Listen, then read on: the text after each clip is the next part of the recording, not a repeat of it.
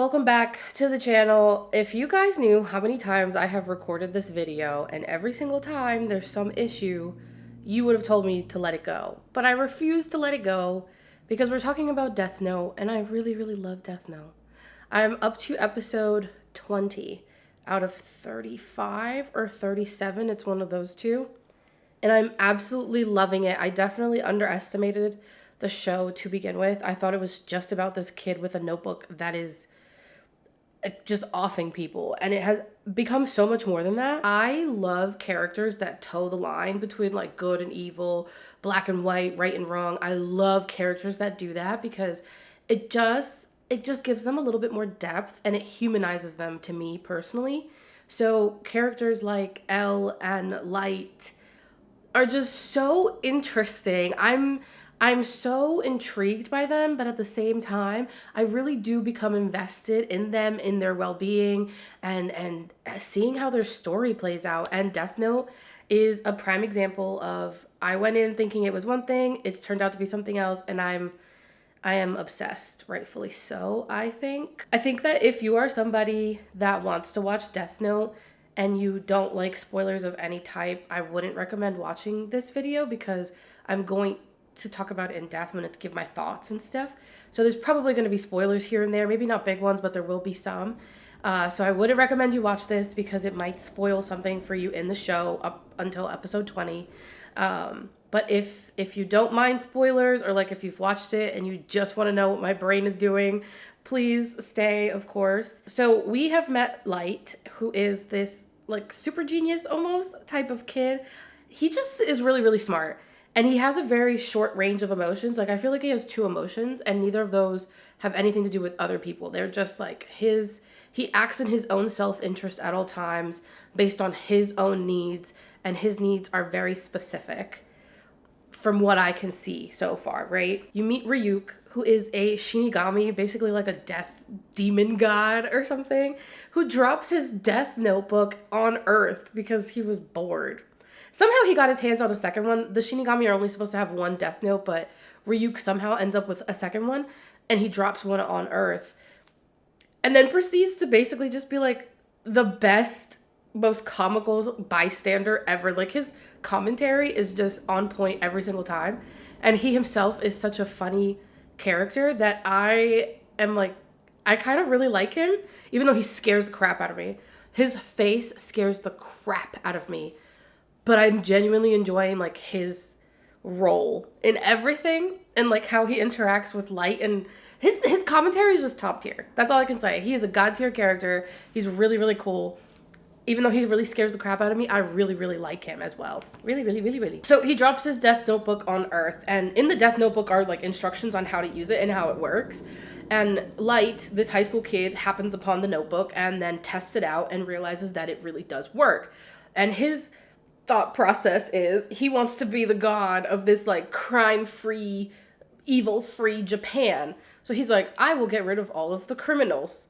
And it's like, Light, babe, hold on a second. I know that you know this is probably not the most appropriate behavior, but he just immediately assumes this like godlike entity, and then he ends up being called Kira.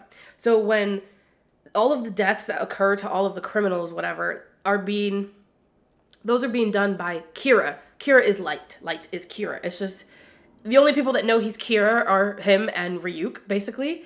And then this secondary Kira, Misa. She also has a death note, and she also has a Shinigami that follows her around, Rem. Even though their relationship is very different from Ryuk and Light. Ryuk makes it very clear to Light, like, I'm not invested in anything that has to do to you. I don't really care about you. I'm bored. This is actually quite entertaining to watch. That's why I'm here. And it's like, oh, you're fucking psycho too. You're all psycho. But then Rem and Misa have a different relationship because the Shinigami that was watching over Misa, for some reason, interfered in what was supposed to be her death. That's how I interpreted what was occurring. But hold on a second. So they interrupted her death, so therefore they forfeited their life because the Shinigami are not supposed to do that. They're not supposed to save anybody or anything like that. Just take life. So that Shinigami goes bye-bye because he interfered in her death. She gets his death note. And then Rem was, I guess, like, I'm not gonna say friends, but like buddy with the Shinigami. So when he passed, she like started following Misa around, but like she has affection for Misa. There's one point where she threatens Light. She basically tells him like, if you keep fucking with my girl and hurting her, I'm going to end you. And it's like, whoa. I didn't know the Shinigami could do that, but apparently they do. And she's pretty, I guess I shouldn't say she, because we don't know what gender Ryuk and Rem are. They just are. So Rem is a really cool character. I find them to be like almost maternal or paternal, I guess, in a sense. Like the affection that they hold for Misa is quite sweet.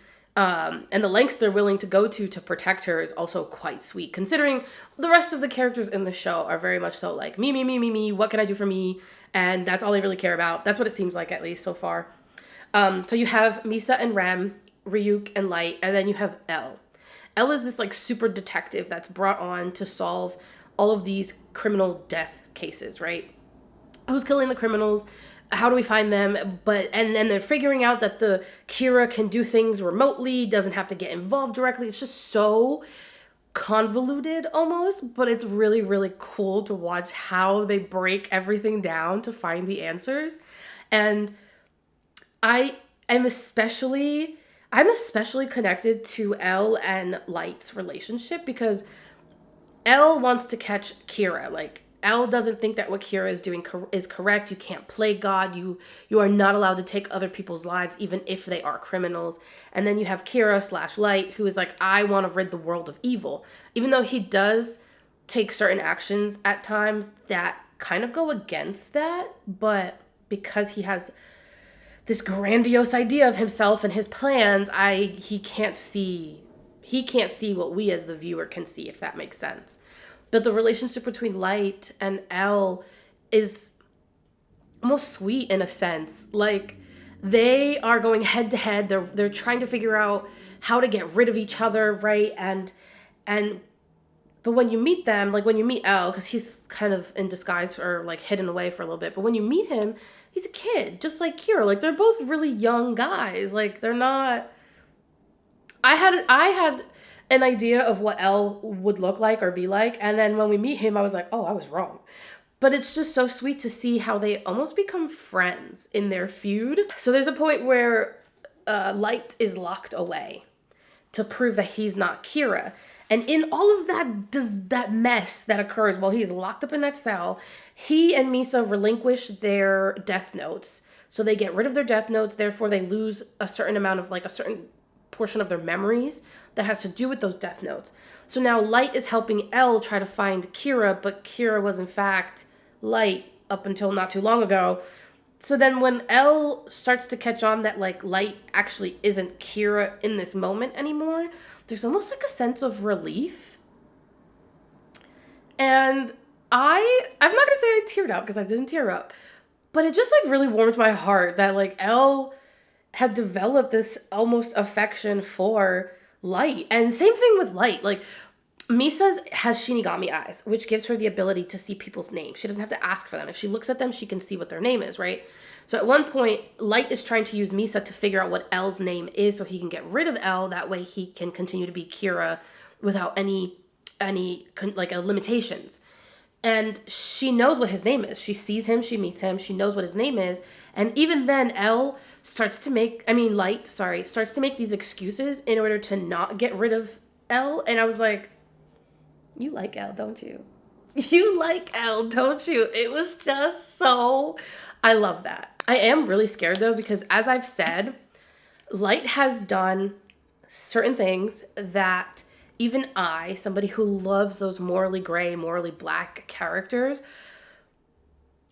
I don't know how you come back from that. Like, I don't know how you can be redeemed within the next 12 episodes, or 15 episodes, sorry, and come back from what you've done. I feel like you kind of solidified that you are going to have some type of tragic ending. So I'm almost dreading finishing the show because I do have a sense of foreboding. Like, I really genuinely feel like maybe Light won't make it, or maybe L won't make it. I don't know. I just feel like we're going to lose somebody And I'm scared. I'm scared because I really like them. So okay, so we've gone through L, we've gone through Light and Ryuk, Rem and Misa.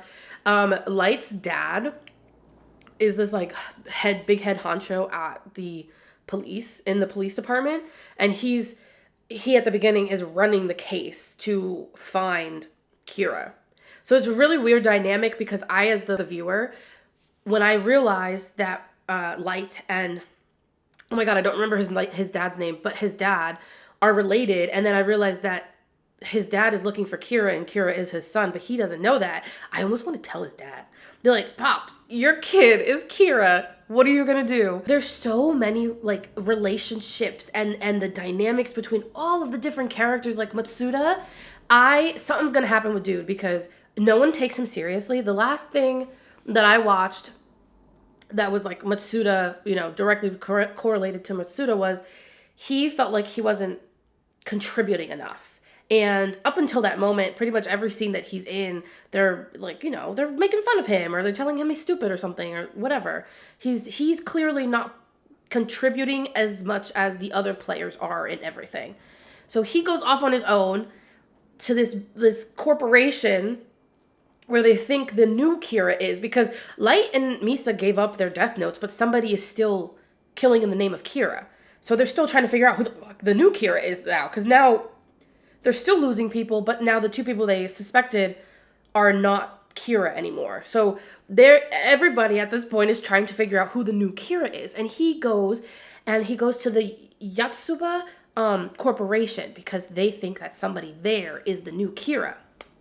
And he overhears a conversation, and he's kind of proven right, like, oh, I did the right thing by sneaking over here. But then they catch him. They open the door, and he falls through the door, and he gets caught. And I was on the edge of my seat. I was like, oh my god, they're gonna kill Matsuda. He had no business doing that. Everybody, and L's reaction kind of irked me, even though it's in line with L's personality. But I was kind of irked when he was like, oh, well, let's just wait and see how it plays out. And I'm like, no, they're gonna kill Matsuda. What are you talking about?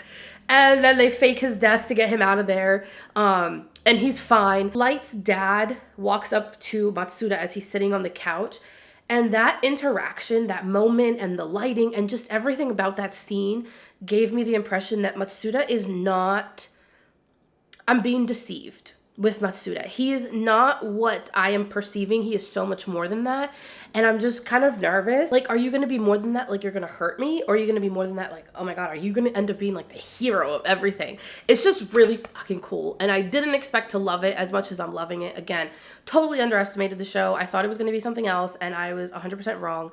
And I'm so happy. I am so glad because I watched the live action movie, and I want to say it was like the American version because none of the characters were Japanese. And I don't really remember too much of it. I just remember, I have a sense of like, I was underwhelmed whenever I think about it. And I think I was taking that same energy into the anime. So I'm so, so glad that the anime has been so much more than that because I am so invested in these characters. I need to know what's going to happen. I need to understand where Ryuk and Rem went because when the death notes were relinquished, they both kind of like disappeared. And we already know that Ryuk doesn't give a fuck about Light or anything that's going on. He's not invested in anything. He was literally just bored. But then Rem, you see them kind of instructing like a new person on how to use the notebook while Light is locked up in a cell. It just was... Again, it's very convoluted, and I think normally when people say convoluted, they think like, oh, it's confusing, it's messy. When I'm using it, I just mean like, I don't fully understand what's going on, and I have like an overarching view. Like, I'm seeing everything, whereas the characters are only seeing what the characters see. I see everything, and I genuinely have no clue where it's gonna go, and it's really exciting. Like, my heart beats fast when I'm watching the show, because I'm like, Are you telling, like, are we gonna find out? Does he know? Does his dad? It's so much fun. I sound like a crazy person. It is so much fun to watch. I'm really enjoying it, and I can't wait to keep going. Again, I'm a very character-driven person when it comes to my anime, when it comes to my books.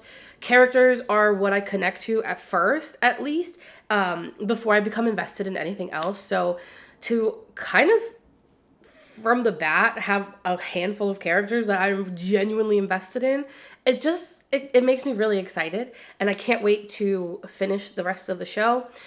Initially, this video was going to be one video talking about the show, talking about the book recs, but then I have fallen in love with Death Note, and I have so many things to say about Death Note that it just made the most sense to split it up.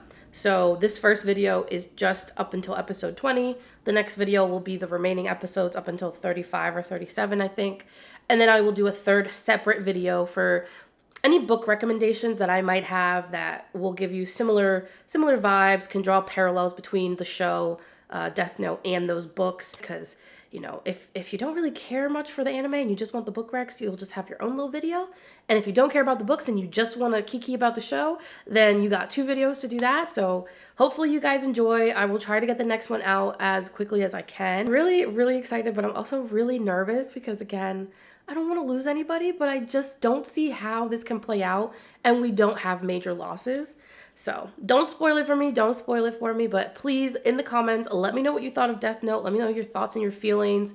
I haven't read the manga yet. I do plan to read it once I'm done with the show. So we'll see. We'll see what the manga has to offer. I don't know. If the show is that devastating, I might not be able to handle the manga. I don't think I can handle losing people 2 times. Or however many times, depending on how many people we lose. I'm so nervous, but I'm so excited. But anyways, those are my thoughts and my feelings on Death Note up until episode 20. And thank you for watching. As always, I really appreciate it. And of course, happy reading and or watching.